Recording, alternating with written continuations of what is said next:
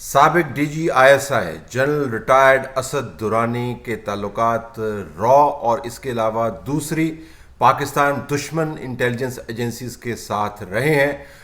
ان کی آنے والی تصنیفات کے اندر ہاسٹائل ایجنسیز کی سپورٹ موجود ہے اور اس وجہ سے ان کا نام ای سی ایل سے نہیں ہٹایا جا سکتا. یہ مقدمہ ex D G I S I general Asad Durrani کے خلاف کسی باہر کی عدالت میں نہیں چل رہا. یہ مقدمہ پاکستان کی اپنی منسٹری آف ڈیفنس کی سبمیشن کے ذریعے اسلام آباد ہائی کورٹ کے اندر زیر سماعت ہے. سب جوڈس معاملہ ہے. مقدمہ کیسے چلے گا, اس کے اندر کیا معاملات سامنے آئیں گے, اس کے اوپر ہم کمنٹ نہیں کر سکتے. لیکن پچھلے کئی دہائیوں سے ہونے والے بہت بڑے بڑے حیران کن واقعات کے اوپر رپورٹنگ کرنے کے باوجود اور یہ تجربہ رکھنے کے باوجود کہ پاکستان کے اندر کسی وقت کچھ بھی ہو سکتا ہے, اس خبر نے ہمیں حیران کر دیا. آفیشیل سبمیشن ہے, بلیک اینڈ وائٹ کے اندر لکھ کے آپ سبمٹ کر رہے ہیں اپنی کورٹ کے سامنے کہ آپ کا ex D G I S I را کے ساتھ اس کا تعلق ہے اور دوسری ہاسٹائل ایجنسیز کے ساتھ اس کا تعلق ہے. اس کے امپلیکیشنز بہت زیادہ ہیں. پہلے میں آپ کو بتا دوں کہ جنرل اسد درانی کے ساتھ بطور صحافی ہمارا کافی رابطہ رہا. جب ہندوستان کے ساتھ ٹریک ٹو ڈپلومیسی کے اندر میں کام کر رہا تھا تو یہ ہمارے ساتھ اکثر ٹریول کرتے ہوتے تھے. جرمنی کے اندر جب میں کچھ کام کر رہا تھا پبلیکیشنز کے اوپر تو یہ وہاں پر بطور ایمبیسڈر چونکہ رہ چکے تھے تو ان کے ساتھ سفر کرنے کا بھی موقع ملا. اور ویسے بھی چونکہ ان کا کام تجزیہ کاری بعد میں بن گیا اور ہم صحافت کے اندر موجود ہیں تو ان کے ساتھ انٹریکشن رہا. ان کے بہت سارے ایسے جب یہ دوران سروس کام کر رہے تھے ایسے کارنامے ہیں جو نظریاتی طور پر مجھے نہیں بھاتے اور ہمارے نظریاتی طور پر بہت سارے معاملات کے اوپر ہمیشہ اختلافات رہے. بطور شخصیت میں نے ان کو ہمیشہ ہمبل پایا. وہ ریسیپٹیو ہیں, ڈس ایگریمنٹ ضرور کرتے ہیں اور میں نے جتنی بھی میٹنگز اٹینڈ کی ہیں ٹریک ٹو ڈپلومیسی کے اندر مجھے کہیں یہ شائبہ نہیں ہوا کہ یہ دوسری سائڈ کی طرف سے آرگومنٹ کر رہے ہیں. ہمارے اپنے گروپس کے اندر مختلف قسم کے لوگ موجود رہتے تھے جن میں سے ایک دو کے بارے میں ہم آپس میں جب چائے کے اوپر بیٹھ کے بات کرتے تھے کہ یار دیکھیں یہ جو آرگومنٹ کر رہے ہیں یہ تو دوسری سائڈ کو سپورٹ کر رہا ہے. لیکن ان ممبران کے اندر جنرل اسد درانی کے اوپر کبھی کسی نے یہ نہیں کہا.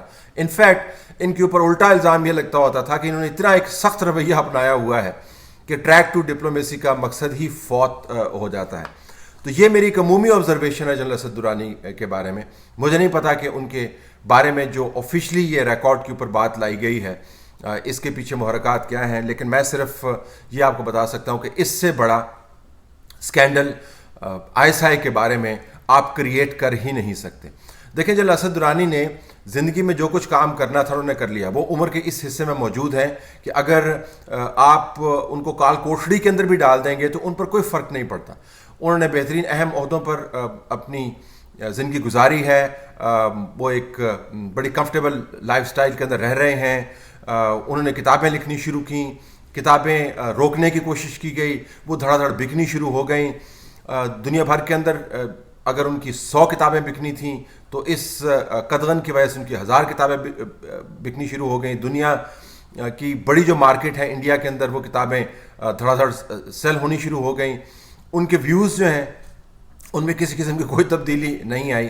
اب آپ نے یہ الزام لگا کر کہ اسد درانی جو ex D G I S I ہیں, اور ڈی جی آئی ایس آئی کا مطلب یہ ہے کہ پاکستان کے تمام تر اہم راز, پاکستان کے نیوکلیر اثاثے کہاں پر پلیس ہوتے ہیں, پاکستان کی اسٹریٹجی کیا ہے, باریک معلومات نہیں ہوگی, اس کے لیے دوسرے ادارے موجود ہیں, لیکن عمومی طور پر جو خفیہ ترین معلومات ہیں وہ ڈی جی آئی ایس آئی کے پاس موجود ہوتی ہیں. پاکستان کے دوسری انٹیلیجنس ایجنسیز کے جو کام ہیں ان کو کاؤنٹر کرنے کے لیے اسٹریٹجیز کیا ہوتی ہیں وہ ڈی جی آئی ایس آئی اس کے ساتھ ڈیل کرتا ہے. ڈومیسٹک ٹیررزم سے لے کر پاکستان کے سیاسی معاملات تمام تفصیلات جو ہیں وہ ڈی جی آئی ایس آئی کے ہاتھ میں ہوتی ہیں. آپ اس آفس کو ہولڈ کرنے والے بندے کے بارے میں بتا رہے ہیں کہ اس کے را کے ساتھ تعلقات ہیں, صرف را کے ساتھ نہیں دوسری ہاسٹائل ایجنسیز کے ساتھ بھی تعلقات ہیں. اور بائی امپلیکیشن آپ یہ کہہ رہے ہیں کہ ٹاپ موسٹ بندہ جو ہے جو پاکستان کی ٹاپ موسٹ ایجنسی کو ہیڈ کرتا رہا ہے وہ فورن ایجنسیز کے لیے کام کر رہا ہے. اس کی جو امپلیکیشنز ہیں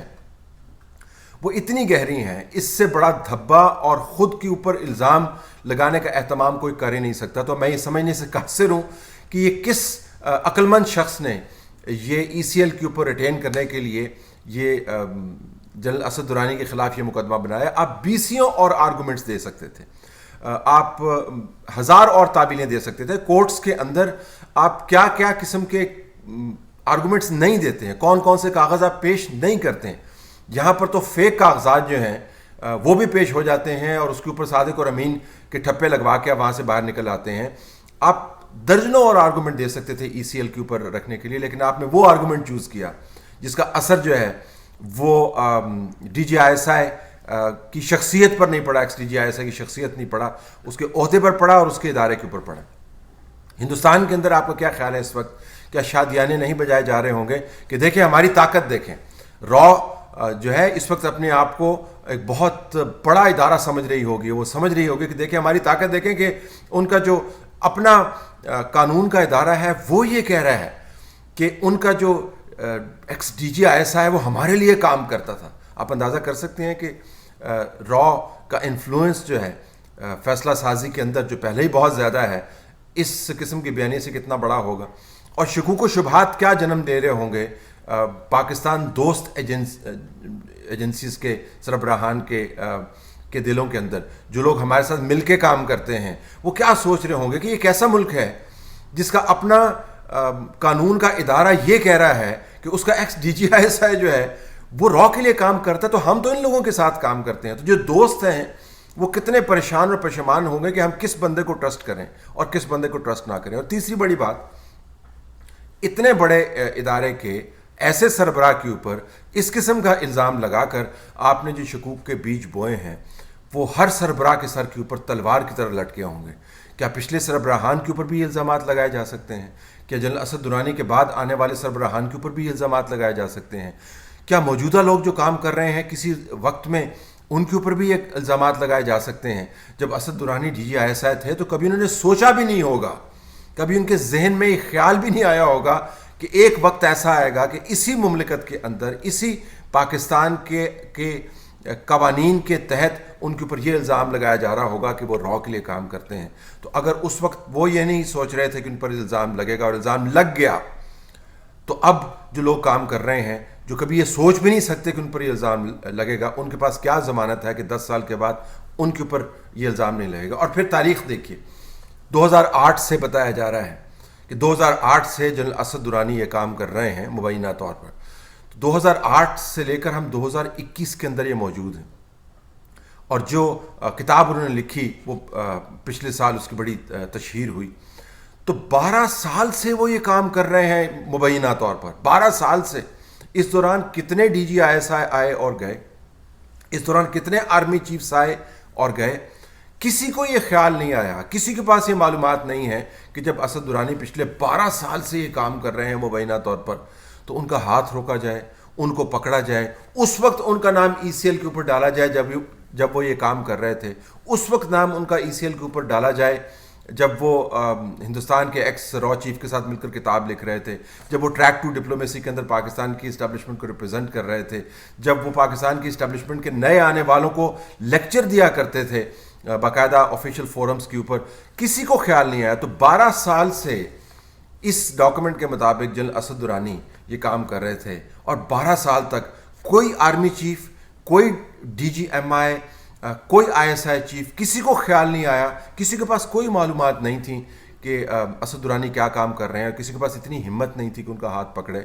تو اگر اسد درانی یہ کام 12 سال سے کر رہے تھے اس ڈاکومنٹ کے مطابق، تو وہ تمام لوگ جو 12 سال سے پاکستان کی نظریاتی اور حقیقی سرحدوں کی حفاظت کر رہے تھے، ان کی کمپیٹنس کے بارے میں کیا کیا سوال نہیں آپ اٹھا سکتے. تو اس سے زیادہ اہم کانہ، اس سے زیادہ فضول، اس سے زیادہ خطرناک الزام آپ کسی پر لگا ہی نہیں سکتے. جس طرح کہ میں نے پہلے بتایا کہ جنرل اسد درانی کا ڈیفینس نہیں ہے، میں ان سے بہت ساری باتوں کے اوپر بہت بری طرح اختلاف رکھتا ہوں، سیاسی رول کے اوپر اختلاف رکھتا ہوں، اور بہت سارا جو ان کا بیانیہ ہے کتابوں کے ذریعے اس کے اوپر بھی میرے ایک ایکڈیمک ڈفرینسز بہت سارے ہیں.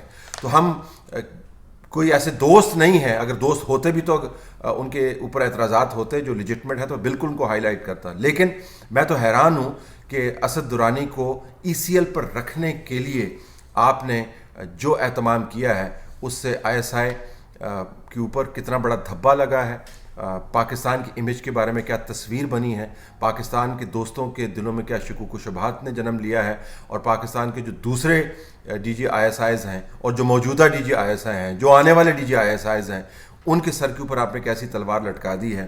اور سب سے بڑی بات یہ کہ پچھلے 12 سال سے آپ کے اپنے بیان کے مطابق وہ یہ کام کر رہے ہیں، تو وہ تمام لوگ جو 12 سال سے ہمیں محفوظ بنانے کے لیے ہمیں بتایا جاتا ہے کوشاں تھے، وہ کیا کام کر رہے تھے، یہ سب کچھ آپ نے کیا ہے ایک ایسے شخص کو ای سی ایل کے اوپر رکھنے کے لیے جس کی صحت پر کوئی اثر نہیں پڑتا اس وقت کہ وہ ای سی ایل پہ ہے یا نہیں ہے. اگر اس کی کتاب چھپنی ہوگی، اس کا آرٹیکل چھپنا ہوگا تو پاکستان سے بیٹھ کے بھی بھیجے گا تو وہ چھپ جائے گا، اس کی صحت پہ کوئی اثر نہیں پڑتا. لیکن آپ نے جو تباہی پھیلائی ہے پاکستان کے اس ادارے کے بارے میں وہ ان پریسیڈنٹڈ ہے.